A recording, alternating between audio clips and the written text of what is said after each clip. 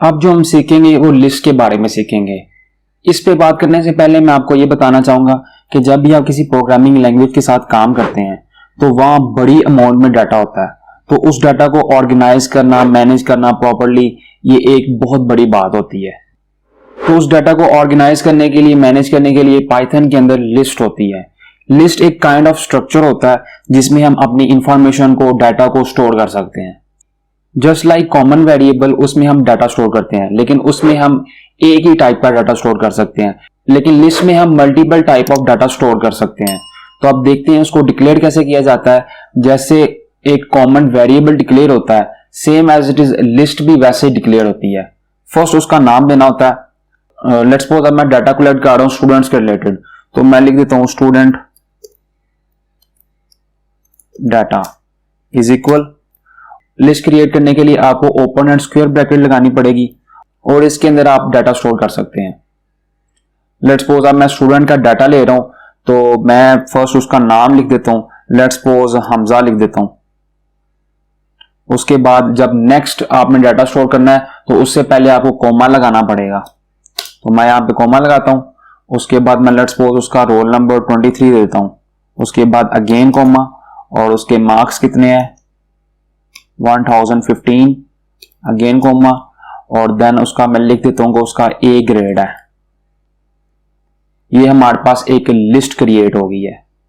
सबसे पहले आपको लिस्ट का नाम देना पड़ेगा और उसके बाद आपको open and close square bracket और उसके अंदर आपको डाटा स्टोर करना पड़ेगा। तो सबसे पहले हम इसको प्रिंट कर देते हैं, लिस्ट को प्रिंट स्टूडेंट डाटा। तो आप इसको रन करते हैं Shift+F10 और यहाँ पे नीचे देखें हमजा लिखा हुआ आ गया और आगे जो भी उसका डाटा है वो लिखा हुआ आ गया।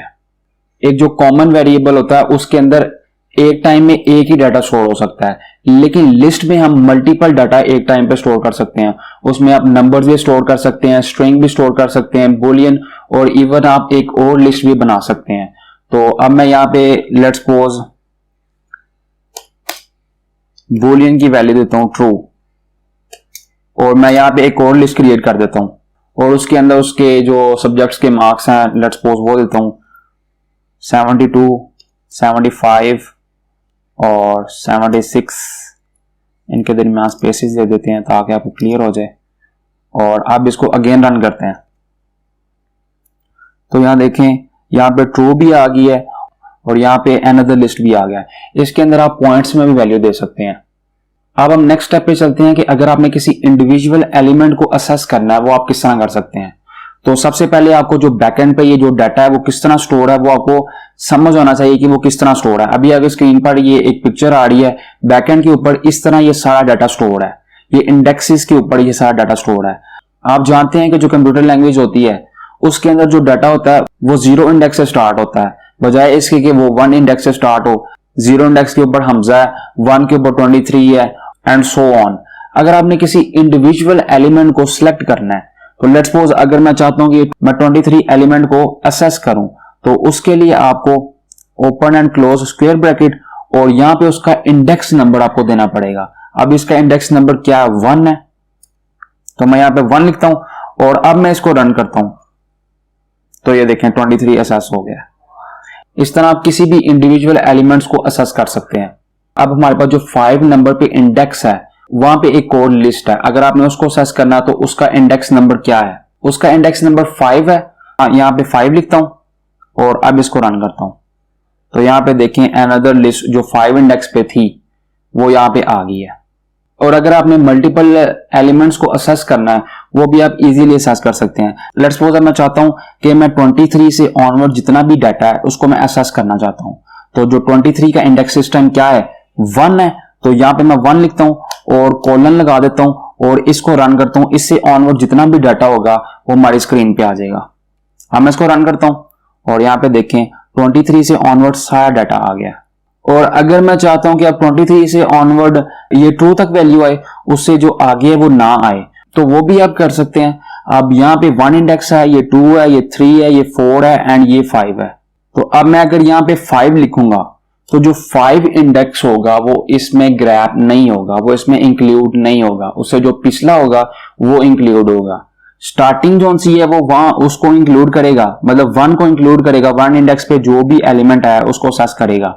लेकिन यहाँ पे जो वैल्यू मैंने दी है इंडेक्स की, ये मैंने 5 दी है, जो 5 इंडेक्स में वैल्यू होगी वो इसमें ग्रैब नहीं होगी, वो इसमें इंक्लूड नहीं होगी। अब मैं इसको रन करता हूं तो ये देखें 23, 1015 ए ग्रेड और ट्रू वैल्यू आ गई है। उसके अंदर जो नेक्स्ट इंडेक्स था जो 5 नंबर पे था वो इसमें इंक्लूड नहीं हुआ। अगर मैं यहाँ पे लेट्स सपोज 4 कर देता हूं तो ट्रू वैल्यू भी इसमें नहीं आएगी, ए तक ये हमें वैल्यू देगा। अब मैं इसको रन करता हूं, ये देखें 23, 1015 एंड ए ग्रेड, यहां तक उसने वैल्यू दी है। इसके अंदर एक और चीज सीखने वाली ये है कि अगर आप अपनी लिस्ट को अपडेट करना चाहते हैं तो वो भी आप कर सकते हैं। लेट्स सपोज अब मैं चाहता हूं कि इसका जो रोल नंबर है वो 23 की बजाय 25 होना चाहिए। ये मेरे पास डाटा आया कि इसका जो रोल नंबर है वो आपने चेंज करना है, तो वो भी आप इजीली कर सकते हैं।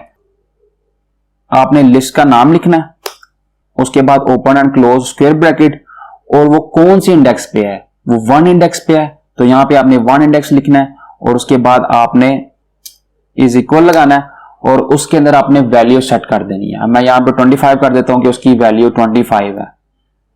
तो अब मैं यहां पे पूरी लिस्ट को चेक कर देता हूं, पूरी लिस्ट को देखता हूं और अब मैं इसको रन करता हूं तो यहां पे देखें, यहां पे लिस्ट अपडेट हो गई है। ये देखें ये 25 आ गया, यहां पे 23 था लेकिन मैंने यहां पे अपडेट कर दिया 25 कर दिया, और मैंने अगेन लिस्ट को देखा उसके अंदर क्या डाटा स्टोर है तो उसने अपडेट करके 25 कर दिया है। इस तरह आप लिस्ट को अपडेट भी कर सकते हैं। इससे जो हम नेक्स्ट सीखेंगे वो ये सीखेंगे कि हम लिस्ट के अंदर जो डाटा है उसको किस तरह मैनिपुलेट कर सकते हैं थ्रू फंक्शंस। अगर आपका कोई भी क्वेश्चन है इस टॉपिक के रिलेटेड, आप कमेंट में क्वेश्चन कर सकते हैं, मैं उसका आंसर जरूर करूंगा। अगर आपको इस वीडियो में कुछ भी सीखने को मिला है या ये वीडियो आपको सीखने लायक लगी है तो मेरे चैनल को जरूर सब्सक्राइब करें और बेल आइकन को लाजमी प्रेस करें। आपको मेरे साथ कांटेक्ट करने के सोशल लिंक डिस्क्रिप्शन में मिल जाएंगे। तो मिलते हैं नेक्स्ट वीडियो में।